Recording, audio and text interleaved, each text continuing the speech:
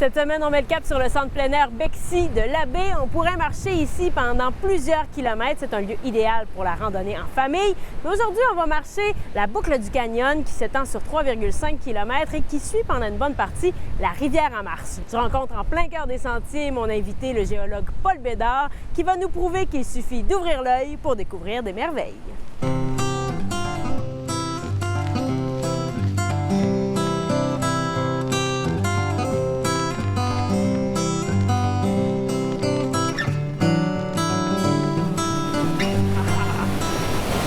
Bonjour, M. Bédard. Bonjour.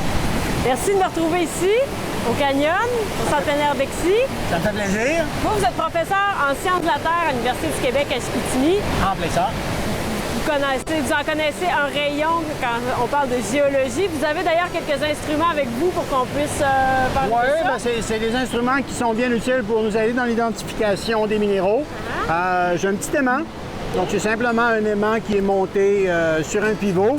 Donc, s'il y a un peu de magnétisme, je ne sais pas si j'ai quelque chose de métallique, mais essentiellement, ça permet d'attirer, ça permet de voir s'il y a des minéraux dont la magnétite, qui est un minéral de fer, s'il est présent. Ça, c'est un indispensable. Oui. Qu'est-ce que vous traînez aussi pour vos randonnées? L'autre petit truc qui est bien utile, c'est la loupe. OK. Donc, c'est une toute petite loupe. Grossissement à peu près 10. Puis avec ça, ça nous permet de voir les minéraux qui sont tout petits. À ce moment-là, ça nous permet de faire les observations plus facilement. Là, on est dans un sentier particulier, dans un paysage aussi qui est assez unique au Saguenay, ce canyon-là. Effectivement, c'est un canyon vraiment spectaculaire de ce côté-là.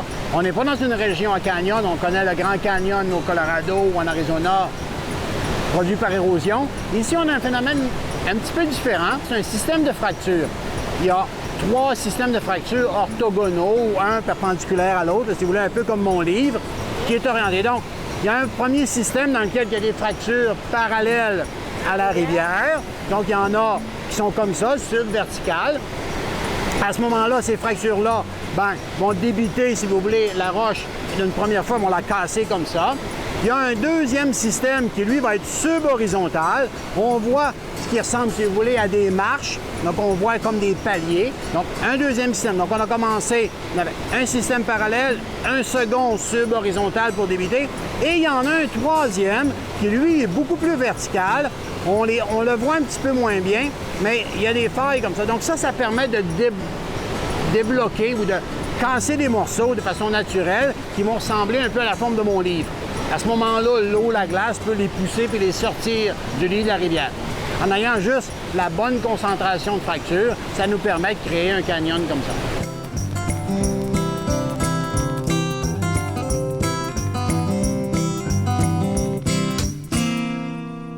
Il y a des minéraux très particuliers aussi sur le site du centre Oui, plein air Bexy. c'est pas tant les minéraux comme leur agencement. Donc ici, entre autres, il y a un granit qu'on appelle un granit Rapakivi, qui est un mot finlandais qui veut dire la pierre qui se brise facilement. Dans le contexte nord-américain, elle se brise moins bien, mais c'est quand même une roche assez rare qui est le granit Rapakivi.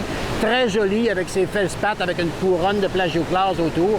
Donc, effectivement. Et ça se passe par là-bas. On a quelques mètres à faire de randonnée pour se rendre. On y va? Oui, parfait. Allons-y.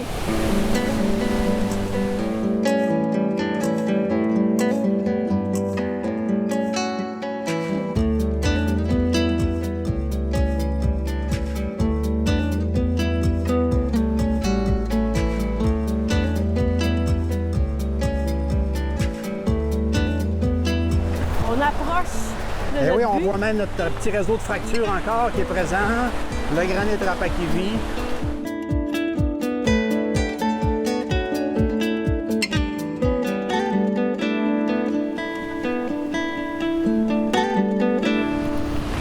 Ici, il y avait une forêt avant le déluge, avant 1996, mais là, c'est de la roche maintenant. Qu'est-ce qui explique que ce soit aussi rond que ça? C'est du polissage par les glaciers. Donc, c'est une forme d'érosion. Mais avec le glacier, donc, il y avait quelques kilomètres d'épais. Donc, effectivement, toute la pression donc, pour éroder. Donc, ça vient vraiment glisser puis adoucir tous les contacts qu'on peut observer un peu partout. Ce bloc-là, par son arrondi, on voit qu'il y a transport quand même assez minimal. La même unité qu'ici, donc déplacement assez récent, sûrement par les glaciers, voire la masse de cet engin-là. Ça fait combien de tonnes, vous pensez? 50, 100. 50-100 tonnes dans ce bloc-là? Moi, il faudrait évaluer le volume un peu mieux, là, mais non, mais on peut essayer, mais je pense que ça va prendre la main de Dieu avec nos mains. Je pense que ça ne sera pas nous qui va le bouger de là. Mais il y avait un autre phénomène intéressant qui se passe par là-bas. Oui.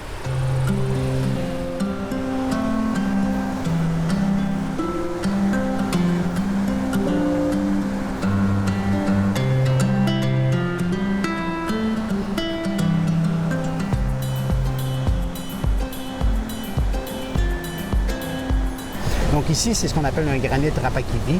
Il est un peu plus déformé dépendant de où on regarde. Là, il peut venir très aligné, presque venir comme un gneiss. Mais dans certains cas, on pourra voir qu'il y a une couronne autour du feldspath potassique qui est un plagioclase. C'est des grands mots. Essentiellement, ce sont des minéraux composés d'aluminium et de silice avec un peu de calcium et de potassium.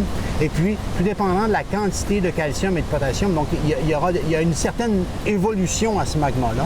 Ici, on voit bien, donc on voit notre cristal qui est rose avec son auréole blanche. Et c'est ça qui est assez typique et spectaculaire qu'on peut voir ici. Monsieur Bédard, on pourrait vous surnommer l'homme qui faisait parler les pierres. Merci beaucoup pour ce cours de géologie 101. On va l'appeler comme ça au Centre plein air Bexy. Quant à vous, si vous voulez garder le cap jusqu'à la semaine prochaine, je vous invite à visiter la page YouTube d'ici Saguenay-Lac-Saint-Jean. Merci beaucoup d'avoir été là. Là, il faut retourner à l'écueil maintenant. On n'est pas fini. Oui, OK. OK, on marche. On s'en va.